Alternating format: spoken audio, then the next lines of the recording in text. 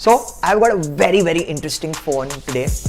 Vivo launched the X50 Pro today for around 49,990 rupees, and this is their new camera beast. And as you can see, this phone looks really gorgeous. It's got this really nice bluish silver finish. It's a matte finish. It's a glass and metal sandwich. You get a full 6.56-inch display out here. It's a 1080p display. It's an OLED screen, but it's a high refresh rate screen, 90 Hertz. It's a very nice one. It kind of curves very seamlessly into the frame, one symmetrical line out here, and it's flat on the top and bottom, which basically means that you can make this phone stand up if you want to take product shots. But right from the get-go, this is one of the most attractive phones that I have ever seen. One of the best looking phones of 2020, easy. Even this camera bump out here, it's done in a very aesthetically pleasing way. It's not like that weird thing that Apple did with the iPhone 11 Pro. And there's a lot of stuff going on out here with the cameras. But before I get to the cameras, let me just talk a little bit about the general performance of this phone.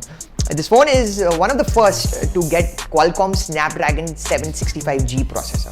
So this is not a Qualcomm 800 series processor, which basically is their flagship range of processors, but this comes very close to it. It's the next best thing basically. So in a way, I would probably say the performance of this phone is somewhere in the range of Qualcomm Snapdragon 855 series processors, which is from 2019, and when you couple that with 8 GB of DDR4X RAM, 256 GB of storage, UFS 2.1, but the performance is really good. It's top class performance, especially when you have got a 90 Hz display out here, so it's really smooth, it's very responsive. You wouldn't have any problems with this phone. In fact, this phone is going to game also really well. This phone's gaming credentials are pretty good because the 765G, the G stands for gaming. So even the gaming is pretty good. Yes, if you're going to play PUBG for really long hours, Call of Duty Mobile for a very long time, then maybe the phone will get a little warm, frame rate jitters may kick in, but that's going to be a rarity, and for most people it's going to be a non-issue. And the display obviously is also really nice. Vivo has really improved its software. Usually that was my biggest issue with Vivo's phones. The software was kind of abysmal, but they have completely turned that ship around, and it's now very close to a stock Android-like experience. Of course, out here I'm using a launcher. I'm using Launcher, but even if you use the stock FunTouch OS launcher, it's going to be really responsive, and you're not going to have a lot of problems with this phone. It does get a bit of bloatware. The bloatware can be a little irritating, but I'm sure Vivo is going to fix that in time, and that's pretty much standard across the board with most smartphone manufacturers. So you're going to get a bit of bloatware regardless of which phone you end up buying, unless it's an iPhone. So that's always going to be an issue. But beyond that, you even get great battery life on this phone. It gets like around a 4300 mAh battery, slightly bigger than 4300 mAh, but you also get 33 watt fast charging. In my tests, I found around about 7 hours of screen on time with heavy duty usage. You guys know that I'm always on Instagram, Twitter and Facebook. Always, talking nonsense about people, right? So, my use is pretty hectic, and in that world, 7 hours of screen on time is really impressive. And this phone consistently was lasting me around about 15 hours on a single charge, which again is really impressive. And when you use the supplied charging brick on this phone, you will charge this phone in around about 75 minutes, which again is pretty fast. Now, let's get down to the camera, because that's what this phone is all about. This phone gets a quad camera system. You get a 48 megapixel primary camera, and this is no standard 48 megapixel camera. It's a new Sony IMX598 sensor, which was co-designed with Vivo. So it has been specially designed for this phone. Alongside that, you get a periscope camera which does 5x optical zoom. You also get another zoom camera which does 2x optical zoom, and you get an ultra wide camera. But the secret sauce out here is the micro gimbal.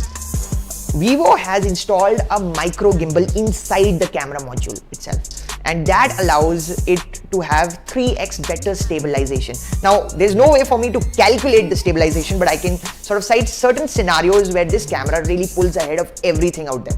For instance, when I go to my rooftop and I try to get a full wide landscape view of the Delhi skyline in the dark, I hold this phone like this, And as you can see, you have this dot out here which is like shaking. The shake levels are very low, so that means you can have a longer exposure on this phone and it will capture more light and it's going to be a sharper photo. So overall, low light performance is through the roof on this phone. It's one of the best, if not the best, low light camera phone that I have tested. And the same gimbal also helps stabilizing video. So if you're running around and you're like doing a lot of hand movements while shooting video, then this video camcorder is going to do really well. Sure, it does 4K video, but mostly I use 1080p video. That's what matters for most people, and this is going to really surprise you. So yeah, pretty much in terms of low light photography and even daytime photography, this phone is really impressive. Then you get the zooming capabilities. You get 5x of optical zoom, you get a 2x zoom lens also, so the optical zoom is really good. In fact, it does up to 60x of digital zoom, but I would say you can use it up to like around 25x, and it's going to be highly usable. And that's another element in this phone which is really impressive. Then you also get an ultra wide camera and it can do really impressive macro photography. So overall, this is one of the most versatile and effective camera phones that I've seen. Probably right now close to the Mi 10 in terms of photography. It's actually very tight between them. I can't really take a call. The Mi 10 generally takes much sharper photos. Like the moment you click, it almost gives you a Lumia 1020 like feel. On the flip side, this phone kind of reminds me of the Nokia Lumia 920, which was the first phone to provide optical image stabilization, because this micro gimbal is a first. Definitely going forward, we are going to see a lot of phones that are going to have micro gimbals in them, and this is the first one out of the gate, and props to Vivo for this because they have really provided a polished experience. Now, apart from all the good on this phone, I would like to talk about certain things that I don't like on this phone. I've already said there's quite a bit of bloatware in the software, and Vivo's track record with software updates hasn't been really stellar. So that's something one should keep in mind while buying a Vivo phone, because they will not get updated to the latest version of Android really rapidly. Then the haptics. The haptics are really mushy. For a phone that costs 50,000 bucks, the haptics just don't cut it for me. Really disappointing. I had to actually install SwiftKey and manually calibrate the level of vibration I want while typing keys. I've still not achieved something that I'm really happy with, so that's going to be an issue for people who really depend a lot on haptics. But if you are an iPhone user where literally there's no keyboard response from the haptic motor, then you can either use it like that and it's not going to be much of an issue.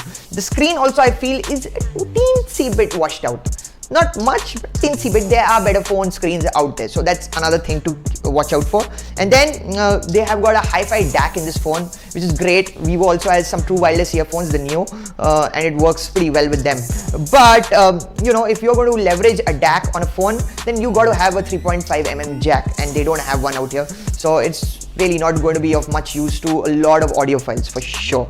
And likewise, it gets a mono speaker, so it's okay, the speaker is fine, it's nothing impressive or great. So there's certain really minor compromises, stuff that most people don't really care a lot about, but I do care about those things. But overall, it's going to be a great phone for most people. 50K, time to buy a Vivo, I think. Totally.